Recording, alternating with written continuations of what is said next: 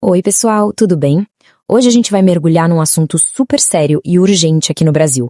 Por que a saúde da mulher negra enfrenta barreiras tão grandes? E para guiar nossa conversa, a gente vai se basear num trabalho incrível feito por estudantes de medicina da Universidade Salgado de Oliveira. Eles investigaram a fundo, de um jeito bem crítico e humano, os desafios que marcam a vida dessas mulheres no nosso país. Para a gente começar e já ter uma ideia do tamanho do problema, se liga nesse número. No Brasil, quase 2/3 de todas as mortes maternas são de mulheres negras. Gente, isso não é só um número, né? É um sintoma muito claro de que tem alguma coisa profundamente errada no nosso sistema de saúde. E aí, claro, fica a grande pergunta que vai guiar todo o nosso papo. Por que isso acontece? O que está por trás de uma desigualdade tão brutal? Para responder a isso, a gente precisa ir muito além da estatística e cavar mais fundo nas causas que criam essa realidade. Ok, vamos lá. Para a gente desvendar essa questão, a gente dividiu a conversa em 5 partes. Primeiro, a gente vai entender melhor essa realidade alarmante. Depois, vamos falar sobre o racismo na hora do parto, as barreiras que a gente não vê no sistema, um conceito-chave chamado interseccionalidade e, no final, o mais importante, os caminhos para a gente ter um cuidado mais justo para todo mundo. Aquele número que a gente viu de 2/3 não é uma coisa abstrata, né? Por trás dele existe um custo humano que é simplesmente inaceitável. É essa realidade dolorosa que a gente vai começar a desvendar agora. Agora, a gente vai focar num dos momentos mais delicados e importantes na vida de uma mulher, o parto. Uma das principais respostas para aquela estatística assustadora tem nome e sobrenome. É o racismo obstétrico. É aqui que o preconceito aparece de forma nua e crua na hora do cuidado. Mas afinal, o que é racismo obstétrico? Olha, não é um ato isolado de uma pessoa, é um padrão que se repete dentro das instituições. É o racismo que se mostra como negligência, como abuso e, o que é chocante, na recusa de dar um analgésico, como se a dor da mulher negra importasse menos.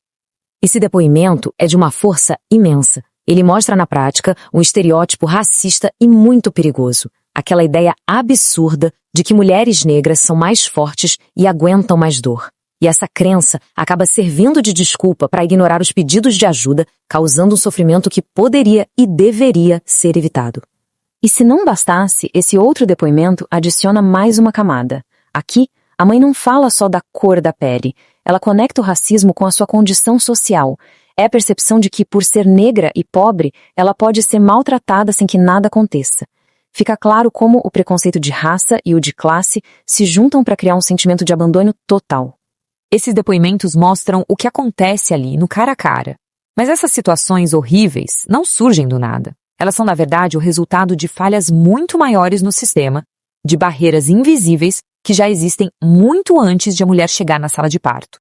Para começar, vamos olhar para quem mais usa o nosso sistema público de saúde, o SUS. Cerca de 70% são pessoas negras. O que isso quer dizer na prática? Que a população negra é a que mais sofre com as fragilidades do sistema. A falta de recursos, a superlotação, a dificuldade para conseguir um atendimento de qualidade. E uma consequência direta disso está aqui, bem na nossa frente. Os dados mostram que as mulheres negras fazem menos exames preventivos essenciais, como o Papa Nicolau e a mamografia. E, gente, isso não é uma escolha. É o resultado das barreiras que o próprio sistema impõe e que dificultam esse acesso. Então, a gente junta as peças. A falta de acesso a exames leva diretamente a esses resultados que são fatais. Essa tabela é dura de ver, mas é necessária. Para câncer de colo de útero e de mama, as mulheres negras não só morrem mais, como são diagnosticadas mais tarde. E o número maior de complicações por abortos inseguros mostra uma falha gravíssima na saúde reprodutiva. Bom, até agora a gente já viu o que e o como isso acontece. Agora, na nossa quarta parte, a gente vai tentar entender o porquê.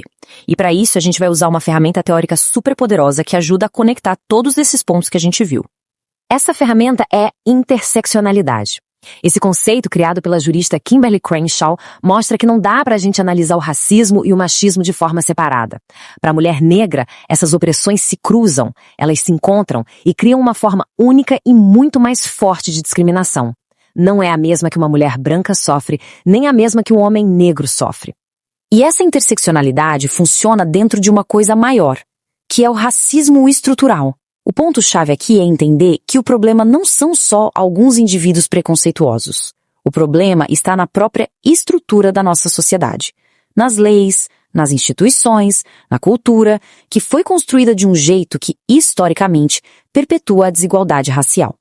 Juntando esses dois conceitos, a gente entende o que chamam de dupla discriminação. Para as mulheres negras, o racismo e o machismo não se somam, eles se multiplicam. E isso cria um conjunto de desafios na saúde que é específico para elas, tornando-as especialmente vulneráveis dentro do sistema.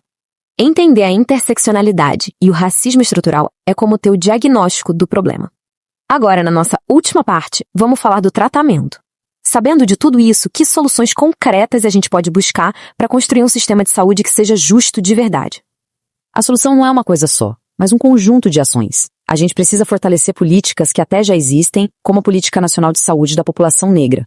É fundamental ampliar o acesso básico à saúde, principalmente onde ele mais falta. E, um ponto crucial, treinar os profissionais de saúde para que eles reconheçam seus próprios preconceitos. Acima de tudo, as mulheres negras precisam estar no centro da construção dessas soluções. E a gente precisa usar os dados para ter certeza de que as mudanças estão acontecendo. E a gente termina com essa reflexão.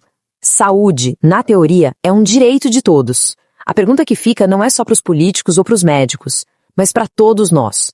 Como sociedade, como é que a gente pode transformar o nosso sistema para que a cor da pele de uma mulher não decida se ela vai sobreviver a um parto ou a um câncer?